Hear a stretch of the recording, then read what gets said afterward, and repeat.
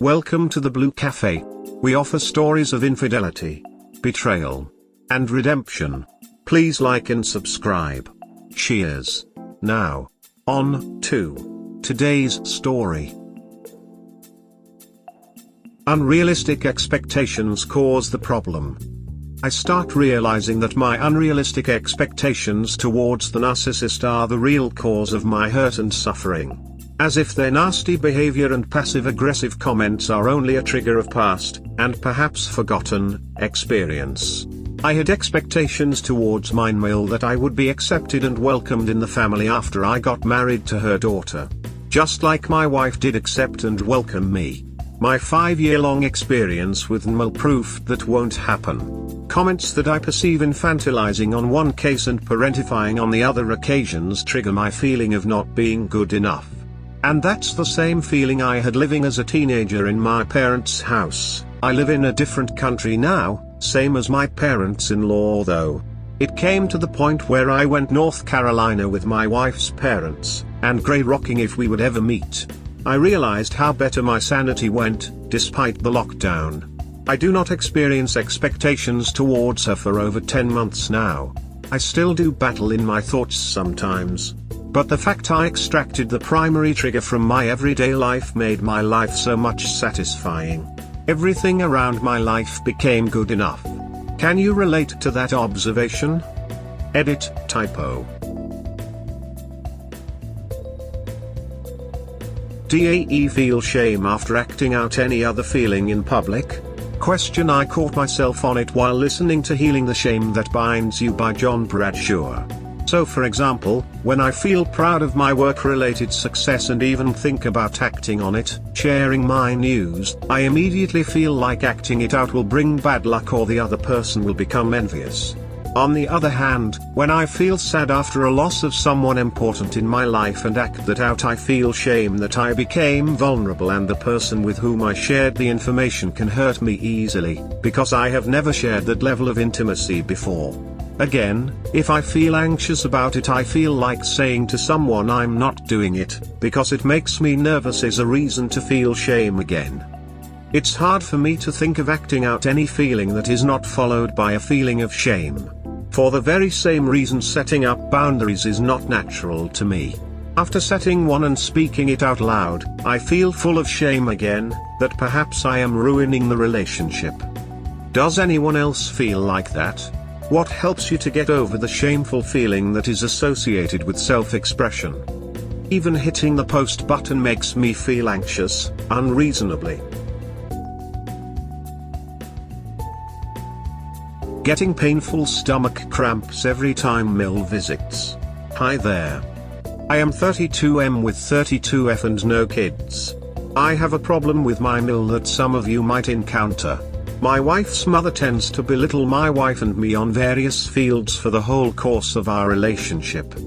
Mill and Phil live 4-hour drive away, so we didn't see them too often for the past 6 years. However, when they visited, every new plan we shared with her parents got questioned and doubted.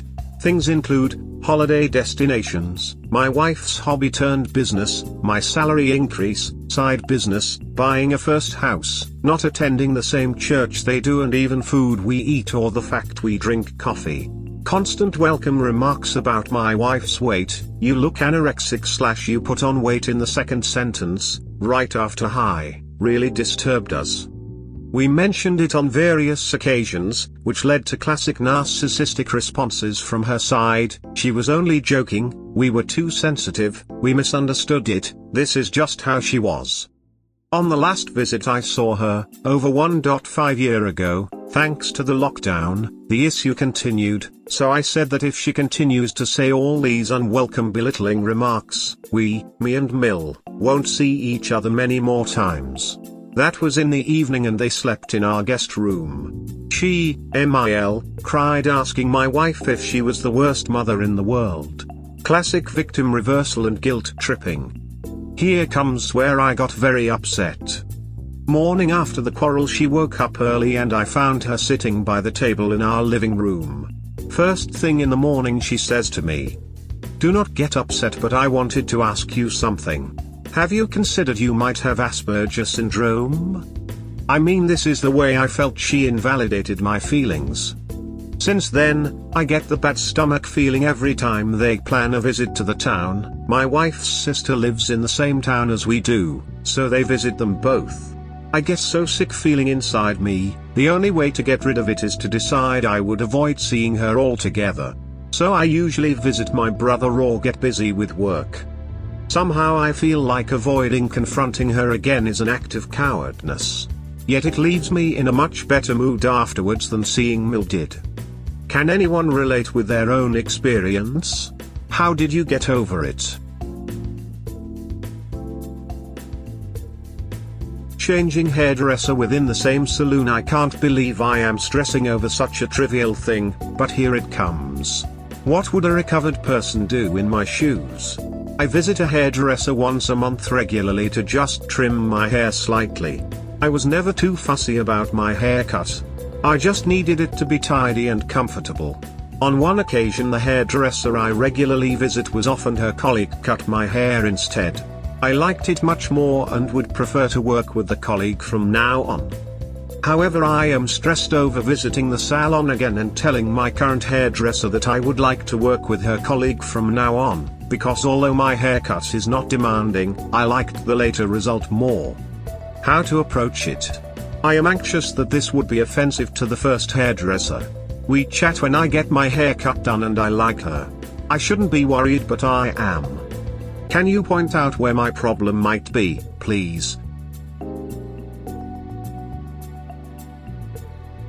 Suffocating from being gaslighted. It is a mix of getting away from an enmeshed family and being on codependency scale myself. I am North Carolina with mine mill and a feel. I use this time to heal after narcissistic abuse and from some level of codependency. My wife is VLC with her parents too. The problem I have is the situation when they come on mine mill birthday to our city so they can have Mill's birthday dinner together with their enmeshed family. My wife said I wouldn't be seeing them on this occasion. They replied that they came to see us both anyway and asked her to say hello to me. I went no contact with them because what we experience as hurtful remarks for them is just a joke. When we ask them not to put our goals down and criticize them, they respond that they won't be joking with us then because we have no sense of humor. That was about the time when we were about to buy our first home and me starting a business. I don't want to avoid them. It's my house and I don't need to explain myself again why I don't want to spend time with them. I am not coming to the birthday diner either. I feel like I will just need to ruin Mill's birthday mood by saying that I am not interested in any relationship with her at the moment. It makes me feel quite awful. I'm sure they know it because they sent me a birthday card on my b-day 2 months earlier. So it's like me placing boundaries and then smilingly crossing the border saying we love you, we missed you.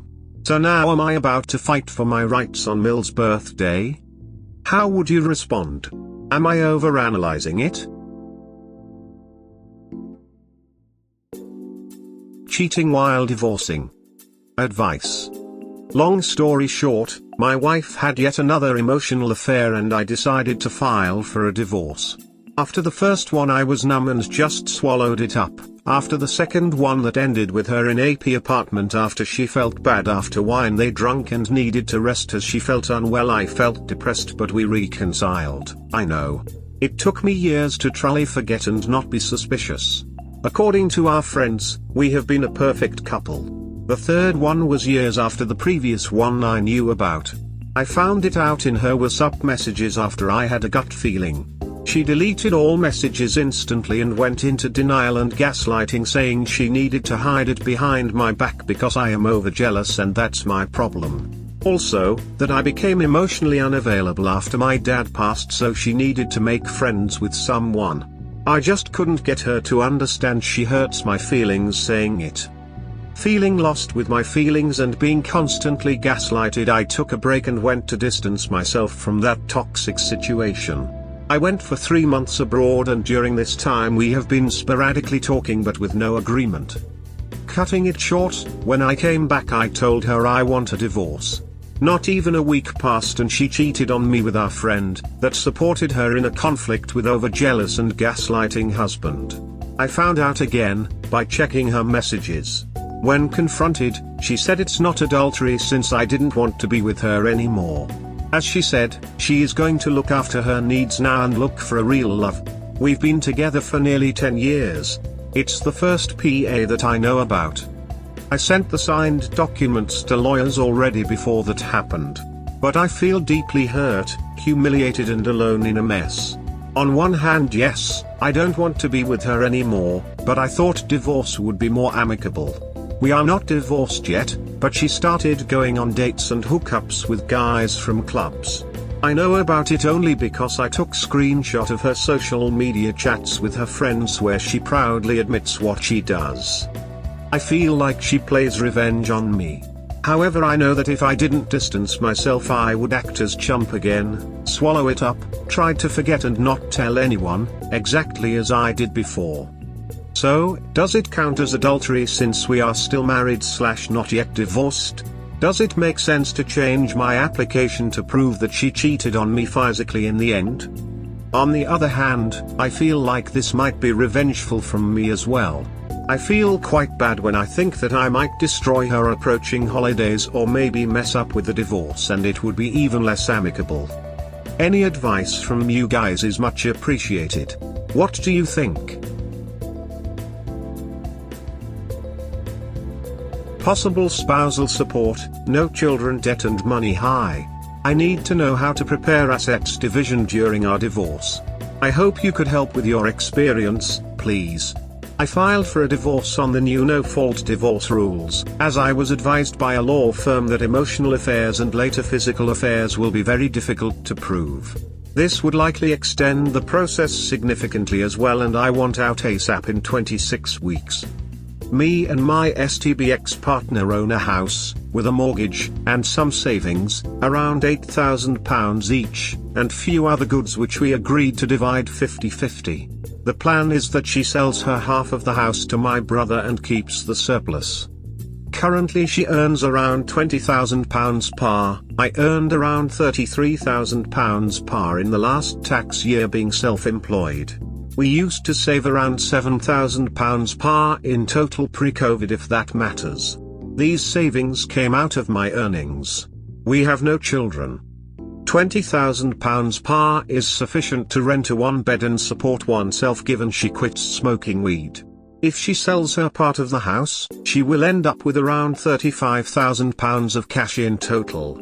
I would stay in the house and have around £8,000 cash left.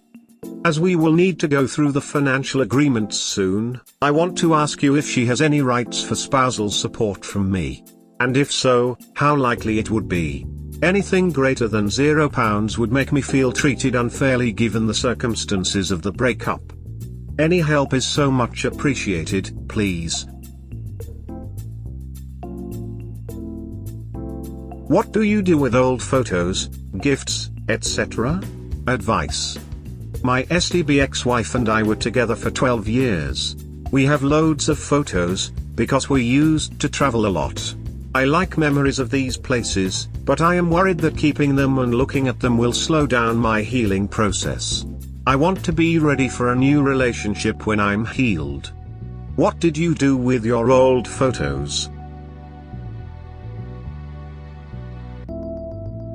Divorce while being self-employed. Hi. I'm self-employed and save around 30% of my self-employed income to pay taxes each year. Now, as my wife and I are getting divorced, things get complicated around money matter. She is full-time employed and her employer pays taxes on pay. I do my own self-assessment each year and pay around £7,000 tax in total each year in January and June. As I will need to pay tax on my earnings 2021 to 2022, is my STBX wife entitled to 50% of the money I saved for that matter? On one hand, it doesn't sound fair to me as I don't receive 50% of her pay tax money, why would I? On the other hand, she insists that this is part of our savings that should be divided equally. What should I do so I don't get myself into debt? Could you advise, please? STBX wife moved out and it made me realize I was codependent. Progress. Hi, I post it as a rant/progress update in my life. My STBX wife moved out and it made me realize I was codependent. After she moved out, the house was almost empty. She had a lot of hobbies which I happily paid for at the time: pottery, painting, photography, sports, which were not lucrative but money-consuming ones. Along with it went all the house decorations and books. What's left is my home office setup and business-oriented library, garage with DIY tools, cooking tools, longboard I bought recently after breakup, sofa, TV and Nintendo Switch. Some souvenirs I bought from my recent travels. And also my cat, which I offered to look after. I was earning 3x more than her, funding her hobbies, our going outs, holidays abroad and down payment for the house. I really wanted to have a house. She insisted back then on spending the deposit on travels instead. If it wasn't for my father, who bluntly called me stupid if I spent deposit that way, I would agree for the trip. There was a time where she didn't work for extended periods of time and I took overtime then so we can keep up with our standard of living. What's left in the house makes me realize that I don't need much to keep me happy in life. Since the breakup and separation, I travel more as a minimalist digital nomad. Solo travel, new people I meet and experiences I give to myself make me feel fulfilled. Most of my after bills money went on her hobbies and making her happy for years. I overlooked my own passions and hobbies, sacrificing my time and resources to let her explore her hobbies instead. I was codependent to her, letting her not work for her hobbies, use her extra money for partying and dresses instead, and not expecting much in return. I am an entrepreneur, traveler, great cook, DIY skilled, I like hiking and longboarding, and I love my cat. What were your realizations about yourself after you separated? We hope you have enjoyed today's episode. Please comment, like and subscribe. Cheers. Have a wonderful day or night, wherever you are.